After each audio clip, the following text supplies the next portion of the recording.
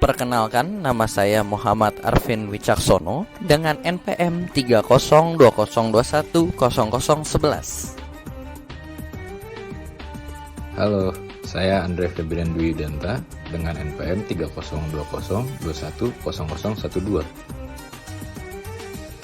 Halo, perkenalkan nama saya Muhammad Fauzan Ramadan, NPM 3020210103. Perkenalkan, nama saya Pradia Muharam Andika dengan NPM 3020210324. Halo, perkenalkan nama saya Muhammad Dafahani Naufal, NPM 3020210411. Halo, perkenalkan nama saya Delta Muzaki Dukun, NPM 3020210333. Halo, saya Natania Anindya Mutiasari, NPM 3020210028. Halo, perkenalkan nama saya Nasira Ramadhani Namora, NPM 3020210105. Halo, perkenalkan nama saya Adinda Farah Maulidina, NPM 3020210083. Halo, nama saya Adinda Farah Hanifa, NPM 3020210354. A. Teori norma hukum menurut Hans Nawiaski. Nawiaski mengembangkan suatu teori mengenai norma hukum dalam kaitannya terhadap suatu negara. Ia mengemukakan bahwa norma hukum sebagaimana dengan teori yang dikembangkan oleh Hans Kelsen, norma hukum dalam suatu negara akan selalu berjenjang-jenjang dan berlapis. Norma yang di bawah akan berlaku, bersumber dan berdasar pada norma yang lebih tinggi, dan norma yang lebih tinggi lagi akan berlaku, bersumber dan berdasar pada norma yang lebih tinggi lagi, sampai pada suatu norma tertinggi yang disebut dengan norma dasar. Ia juga berpendapat bahwa selain norma hukum, suatu negara berlapis-lapis dan berjenjang, norma hukum suatu negara juga berkelompok, di mana kelompok norma itu hampir selalu ada dalam tata susunan norma hukum suatu negara, meskipun mempunyai istilah yang berbeda atau jumlah norma yang berbeda dalam setiap kelompoknya. Hans Nawiaski dalam teorinya mengemukakan norma hukum dalam suatu negara terdiri atas 4 kelompok besar, yaitu Staatsfundamental Norm atau norma fundamental negara, Staatsgrundgesetz, aturan dasar atau pokok negara, ketiga Formal Gesetz atau undang-undang formal, dan yang keempat adalah Verordnung dan Autonomsatzung, aturan pelaksana dan aturan otonom. B. Sistem hukum negara Republik Islam Iran. Iran merupakan salah satu negara yang terletak di Asia Barat Daya. Pada tahun 1979 terjadi sebuah revolusi Iran yang dipimpin oleh Imam Khomeini, mendirikan sebuah Republik Islam Teokrasi, sehingga nama lengkap Iran saat ini adalah Republik Islam Iran. Gagasan paling menonjol dalam pemikiran politik Imam Khomeini ini adalah idenya tentang wilayatul faqih, tata kelola faqih. Dalam menerapkan gagasannya, ia menggabungkan struktur pemerintahan yang religius dengan institusi yang demokrasi. Namun, Imam Khomeini memiliki definisi demokrasi yang berbeda dengan demokrasi murni dan liberal. Ia mengatakan bahwa kebebasan demokratis harus dibatasi dan kebebasan yang diberikan harus dilakukan dalam batas-batas hukum Islam. Dalam karakteristik pemerintahan Islam, kekuasaan legislatif dan wewenang untuk menegakkan hukum secara eksklusif adalah milik Allah Subhanahu wa Ta'ala. Tidak ada seorang pun yang berhak membuat undang-undang lain dan tidak ada hukum yang harus dilaksanakan kecuali hukum dari pembuat undang-undang, yaitu hukum Allah Subhanahu wa Ta'ala.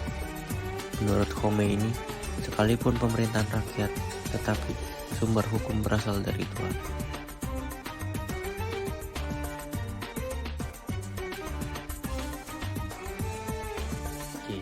Hierarki norma hukum negara Iran berdasarkan teori Hans Nawiaski.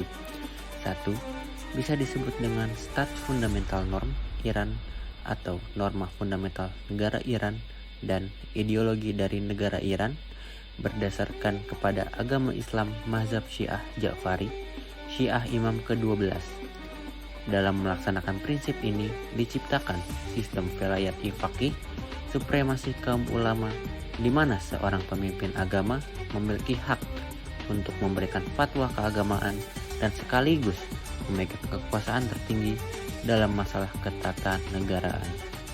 Konstitusi maupun peraturan perundang-undangan haruslah mengacu kepada hukum-hukum Tuhan yang tertera pada Al-Quran dan hadis serta ijtihad ulama, dalam hal ini faqih.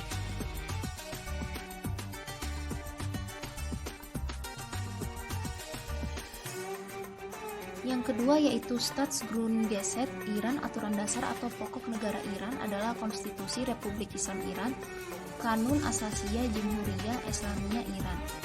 Konstitusi ini disebut sebagai gabungan dari elemen teokratis dan demokratis.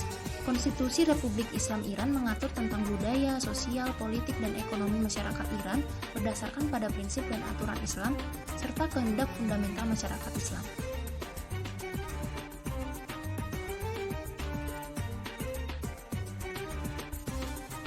Tiga, Formal Gazette Iran salah satu contoh undang-undang dari negara Iran, yaitu Electronic Commerce Law of the Islamic Republic of Iran. Undang-undang ini mengatur mengenai penyedia pelayanan sertifikasi, macam-macam pelindungan transaksi elektronik, denda dan hukuman, kompensasi, dan ketentuan yang lain.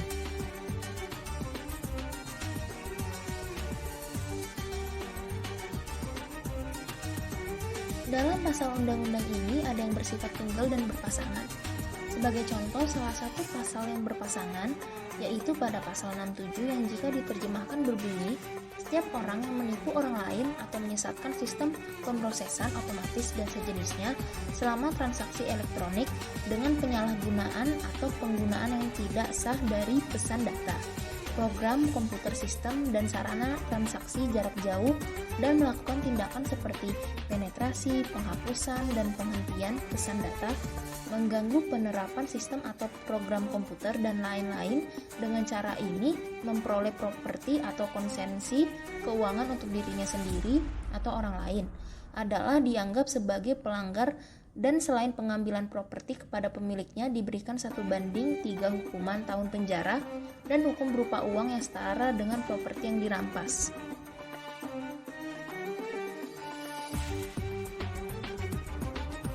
Yang keempat, Verordnung dan Autonom Satsung Iran. Yang pertama yaitu pasal 61 yang dimana mengatur tentang dalam pelaksanaan fungsi kehakiman harus menerapkan batas-batas ilahi atau al-hudud al-ilahiyah dan dilakukan oleh pengadilan peradilan yang dibentuk sesuai dengan kriteria Islam dan diberi wewenang untuk memeriksa dan menyelesaikan tuntutan hukum, melindungi hak-hak masyarakat, mengeluarkan dan menegakkan keadilan.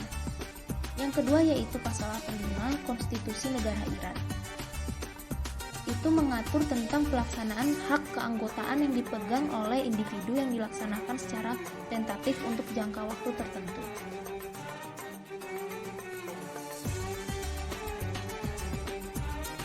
Setelah kita mendengar pemaparan, mari kita masuk ke dalam kesimpulan.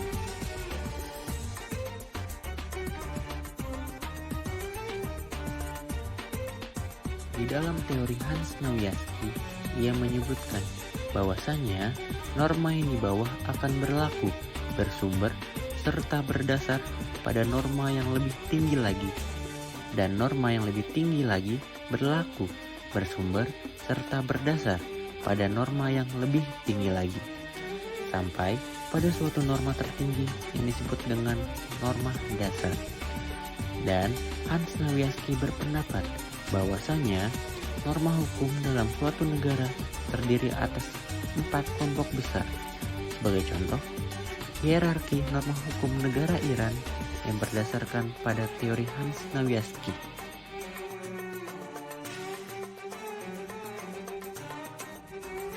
Yang pertama, Stat Fundamental Norm Iran, norma fundamental negara Iran atau ideologi dari negara Iran berdasarkan kepada agama Islam, mazhab Syiah Ja'fari atau Syiah Imam ke-12.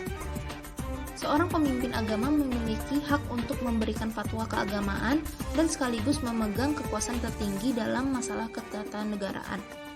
Dan konstitusi maupun peraturan perundang-undangan haruslah mengacu kepada hukum-hukum Tuhan yang tertera pada Al-Quran dan hadis serta ijtihad ulama. 2.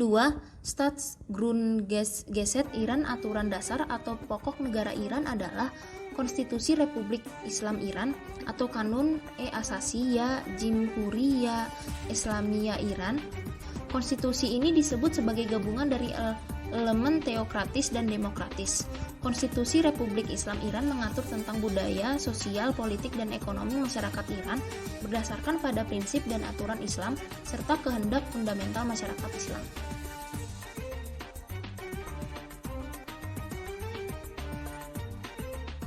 Tiga, Formal Gazettes Iran, salah satu contoh undang-undang dari negara Iran yaitu Electronic Commerce Law of Islamic Republic of Iran. Dalam pasal UU ini ada yang berpasangan dan ada yang tunggal. Salah satu contoh pasal berpasangan ialah pasal 67.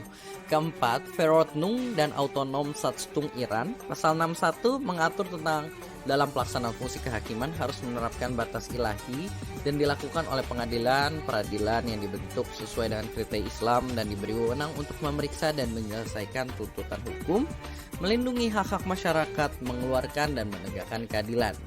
Kemudian pasal 85 Konstitusi Negara Iran yang mengatur tentang pelaksanaan hak keanggotaan yang dipegang oleh individu yang dilaksanakan secara tentatif untuk jangka waktu tertentu.